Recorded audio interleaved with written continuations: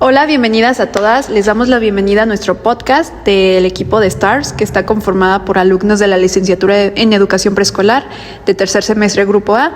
Este podcast está conformado por la participación de Adanaris, Yasmín, Sara, Fernanda, Dayana y su servidora Emily.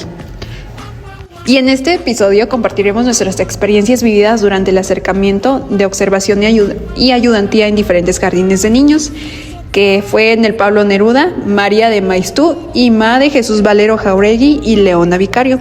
Son diferentes experiencias que vivimos cada una de nosotras y que a continuación compartiremos.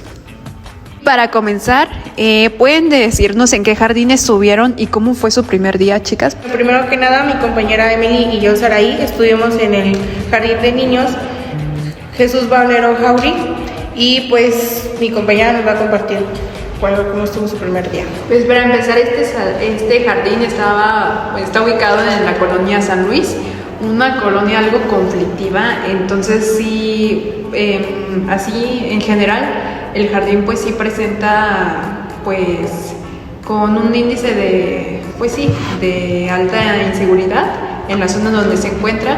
Igual otra problemática es la falta de participación de padres de familia y pues niños canalizados. Afortunadamente cuenta el jardín con equipo de USAID y pues así haciendo resumen, mi salón de segundo B se encuentra un niño con autismo, se llama Román, y pues presenté solo este problema en mi grupo. Bueno, y yo en segundo A pues igual apenas se está llevando la canalización de 5 alumnos, pero la problemática que surge es que los padres no aceptan esta canalización, entonces la maestra se ve debida a que pues ya pase este tema a dirección. Mi compañera Yasmín y yo, Dayana, estuvimos en el jardín de niños María de Maistú y el primer día al llegar con la directora nos comentó que la maestra de mi compañera Yasmín no había asistido el día de hoy y mi compañera Yasmín se fue a mi salón, el salón de tercero B. Hay 2 niños con autismo y todo el salón está canalizado. La maestra nos comentó que el año anterior tenían el programa de USAID, pero este año ya no contaban con él. Y que ella batalla un poquito más con la participación de los padres de familia, porque casi por los alumnos, se presentan más los abuelitos, los tíos, los primos o incluso los hermanos mayores. Yo estuve en el jardín Leona Vicario, Fernanda, me tocó el grupo de segundo y pues sí, fue un grupo muy bonito desde que llegué porque pues la maestra muy amable, me dijo que si necesitaba ayuda. Lo que tiene es que sí es un lugar muy inseguro. Llegando la intendente nos dijo que pasáramos ya que pues está muy vandalizado ahí las partes que es la escuela y se encuentra una escuela al lado del jardín de niños, y pues sí dijo que había mucha delincuencia y pues también por parte de los padres no había ni cooperación y pues y la maestra tenía una lista de cotejo. Yo soy Anaris, estuve en el jardín de niños Pablo Neruda. Bueno, mi primera impresión fue que el jardín realmente está muy grande. Estuve con el grupo de tercero B. Lo primero que noté de ese grupo fue como su participación, porque realmente eran muy participativos, o sea, casi la mayoría, y también el uso de reglas. La maestra me indicó mucho como que les hace énfasis en seguir las reglas. Ok, pues vamos a comenzar con esta serie de preguntas, chicas, y pues la primera es, desde su experiencia, ¿cómo vieron reflejadas las estrategias didácticas que hemos estudiado en clase dentro del aula? Cualquiera, chicas, cualquiera puede empezar. Bueno, pues alguna de las estrategias que vimos durante dentro del aula antes de ir a esta jornada, la maestra Saraí nos platicaba que existen estrategias para llamar o recuperar la atención del niño, en las cuales pues dentro de mi aula la maestra manejaba mucho esto, ya que pues los niños no tienen conciencia de ni seguir instrucciones, ni normativas, ni reglas. Entonces pues sí, veo ahora sí que las estrategias que nos mencionó, pues como pausas activas, alguna canción o movimientos, estiramientos, pues a los niños con esto llamábamos la atención o recuperábamos su atención para seguir con las actividades planeadas. ¿Alguna? Pues igualmente yo vi estrategias para llamar su atención. Las estrategias que se estuvieron utilizando la maestra fueron las auditivas, las activas, las participativas. Como base, las pasos activas, la música. Bueno, es que principalmente en el jardín que estuvimos Yasmín y yo, nuestras maestras para motivar a los niños eran solamente pausas activas y era lo único que hacían porque pues... Pues en mi jardín de niños, yo era vicario, pues sí hubo un poco más de pausas activas, de auditivo, de ver, porque pues ella sí implementaba mucho esto para recuperar la atención de los niños, ya que pues sí era un poco de que eran de ingreso y pues no podían prestar atención muy rápidamente. Como auditivas, bueno, a mí me había dicho la maestra que auditivas, visuales y kinestésicas, dependiendo de la necesidad del grupo. Perfecto, o sea, todos los sentidos, o sea, buscaba la forma de llamar la atención. Híjole, pues yo en mi jardín de niños, en el grupo que me tocó, realmente la maestra no aplicaba ninguna estrategia didáctica. La única que implementaba era pues una pausa activa al cierre de cada jornada y era una canción de despedida. Pero para recuperar la atención o algo, no, ninguna estrategia didáctica. Y pues tiene una maestra muy ruda, la verdad. Entonces pues sí, no se vio esta estrategia.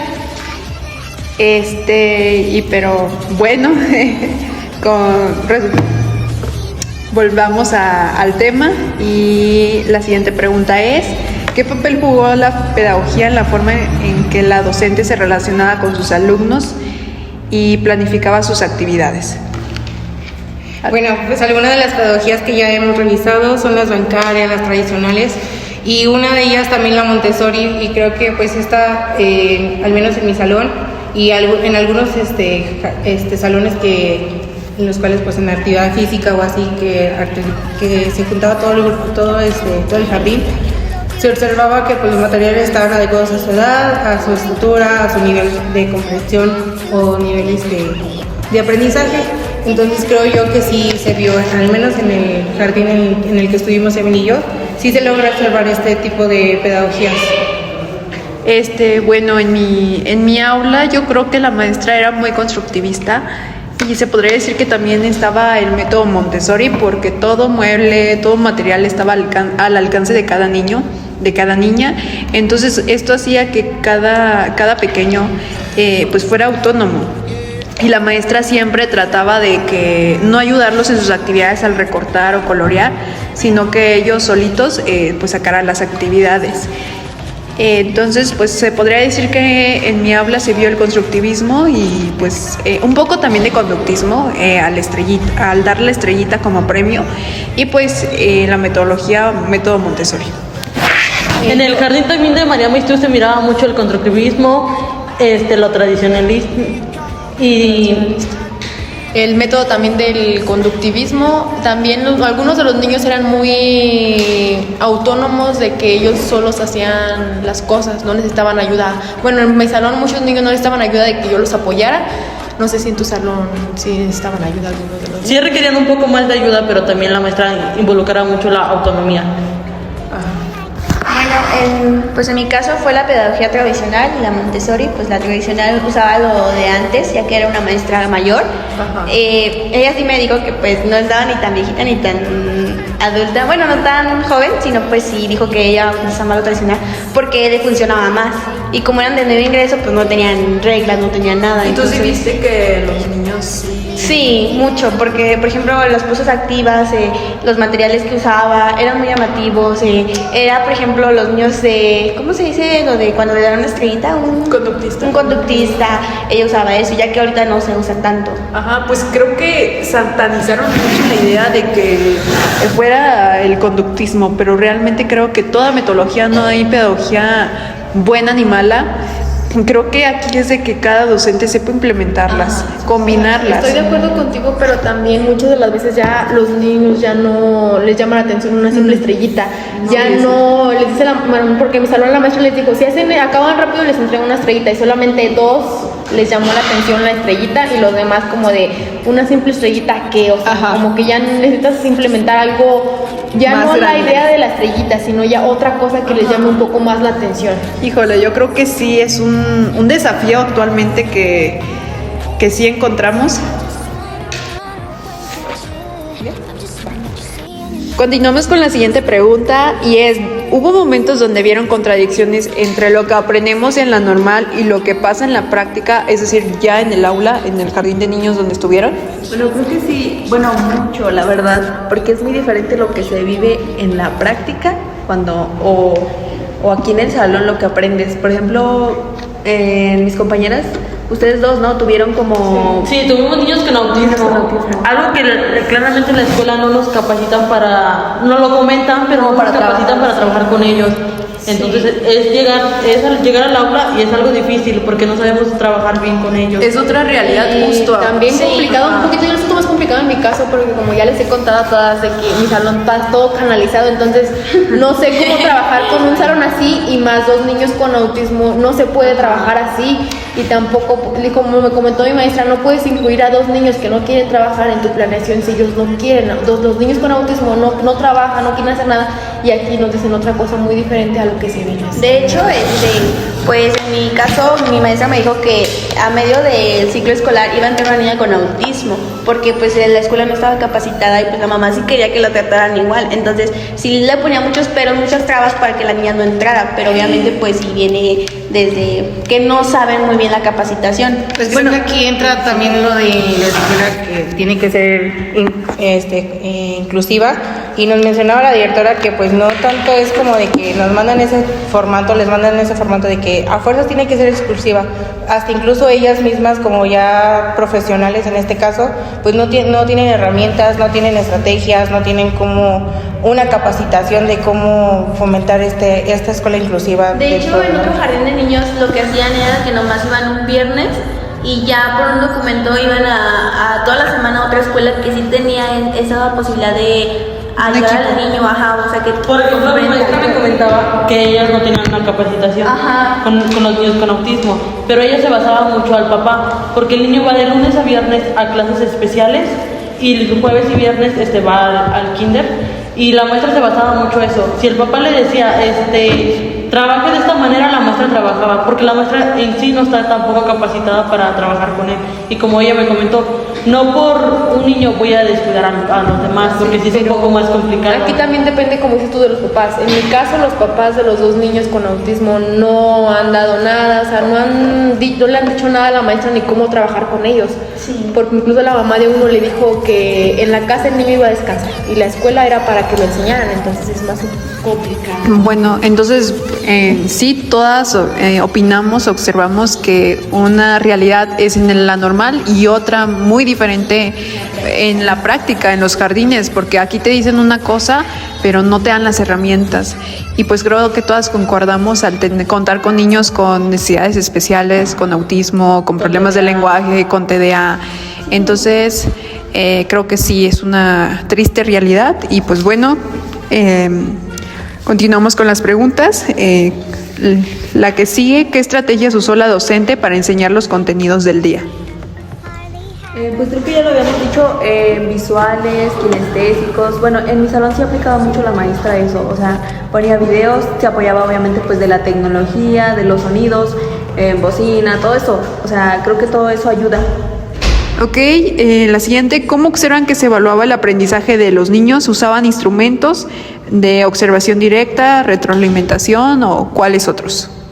Bueno, pues creo que se maneja la evaluación continua, bueno, en este caso el procedimiento con el diario de la maestra, más que todo pues con los 3 rubros o indicadores que nos comentaba la normal, que es lo logrado en proceso y lo que requieren apoyo.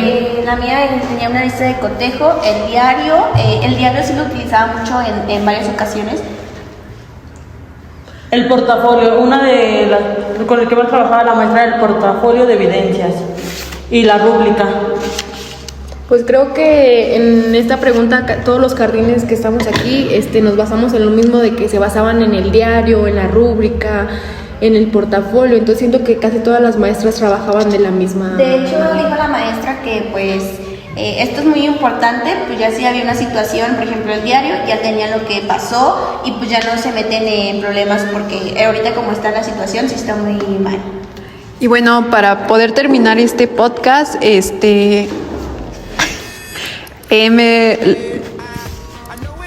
Ya para terminar el podcast, ¿alguna conclusión en donde pues justifiquen con algún autor, alguna pedagogía lo que vivieron en el aula, que nos quieran compartir o cómo se sintieron?